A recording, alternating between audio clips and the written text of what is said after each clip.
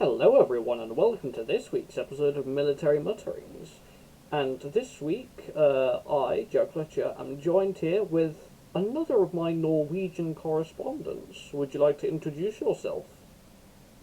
Hello.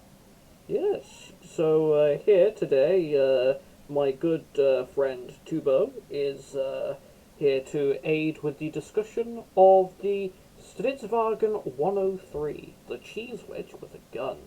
Now, Tubo, what is this vehicle we're looking at in front of us? This would be the SRV 1030, or rather the prototype for the SRV 103. So, what do we know about the STRV 103?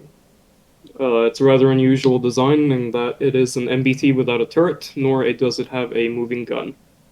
It moves its gun entirely through moving the entire hull of the vehicle through its extensive hydropneumatic steering, or suspension, rather. Yes, I believe there are 5 road wheels on either side of the vehicle, as well as, of course, the drive sprocket and the not drive sprocket, as I come to know it as. And so, what's it armed with? It's a lengthened version of the not a lengthened. It's a 105, but it's longer than the L7, isn't it? That may well be the case. It essentially fires the same rounds, though, Yes. except for a few outliers.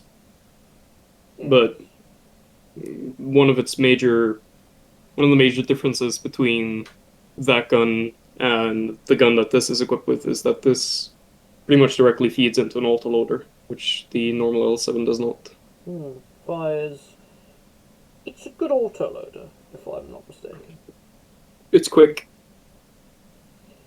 one Now, round every 4 seconds. now, what was interesting about this vehicle is that theoretically it could operate with only 2 crew members, correct?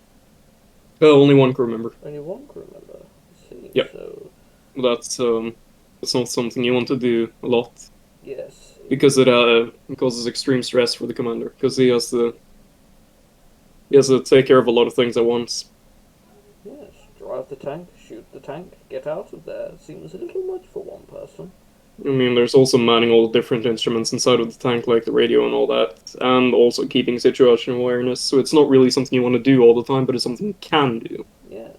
Now, was this tank the first to be powered by a turbine engine? The SRV 103 was the first production vehicle that used the turbine engine.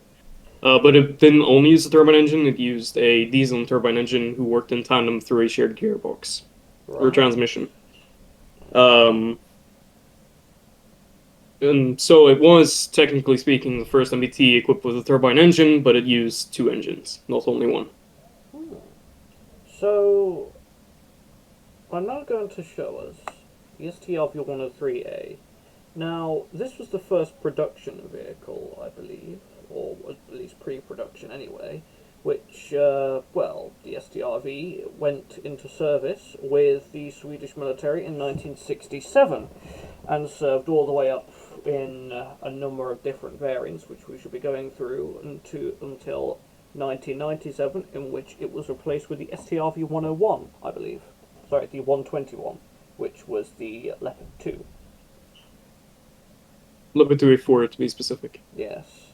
And beforehand, the Swedish military used Centurion main battle tanks.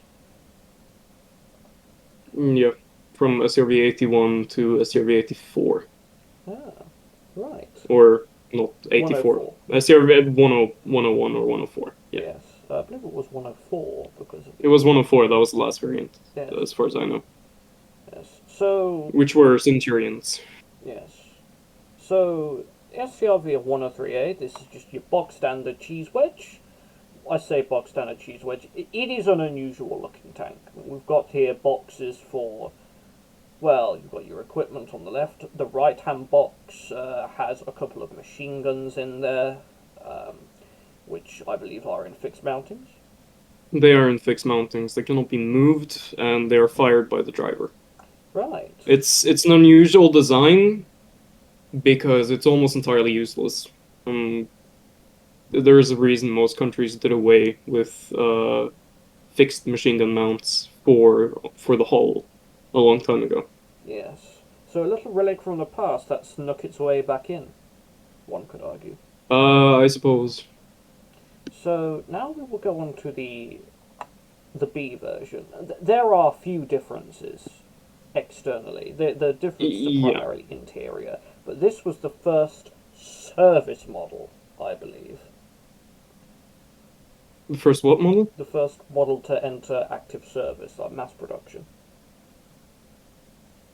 That could be, as far as I know, the SRV 103A was, but this one had some improvements over that, which had mostly to do with power pack, So the an improvement engine of was the engine. changed, was it not? They were improved, yeah. Improved. Yeah. Right. Something of note, if you go back to 103A and then 103.0, is you can see on the 103.0, you did not have these metal ridges on the upper front plate, which wasn't exactly thick, it was only 4 centimeters thick. But these ridges Centimeters? added some. Were they centimeters or millimeters? 14 millimeters, four Right, centimeters okay. thick. Just making sure. But the wedges added additional protection. However, the downside being that they could often catch heat rounds, Right. especially fin stabilized heat rounds. Um, but against APDS and APHE, they would perform rather well given a favorable angle. Right. So, what I'm going to show you all now is the STLV-103C.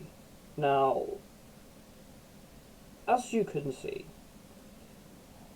there is additional armour on the side of the vehicle, and there is also this bar armour on the front of the vehicle, which I believe was actually kept classified for quite a number of years. It was. You can't really see it in the picture, but the additional side armor that Sith mentioned would come in the form of fuel cans.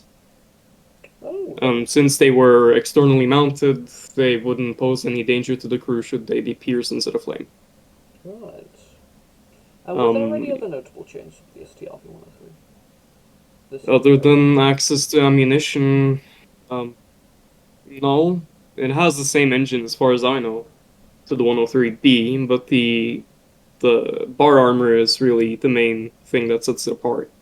Right. Um, Now, given how late the 103C served, its armor at this point against anything other than uh, heat rounds and later APHE rounds is almost, or APDS rounds is pretty much redundant. You're not going to stop any kind of APFSDS with this armor. Hmm. Um, but then again, the chance of it running into APFSDS is rather low, given that most of the shore landing equipment that the Soviets would be using at the time was not equipped with it. Right. And this is another vehicle I'm going to show. The fabled D variant.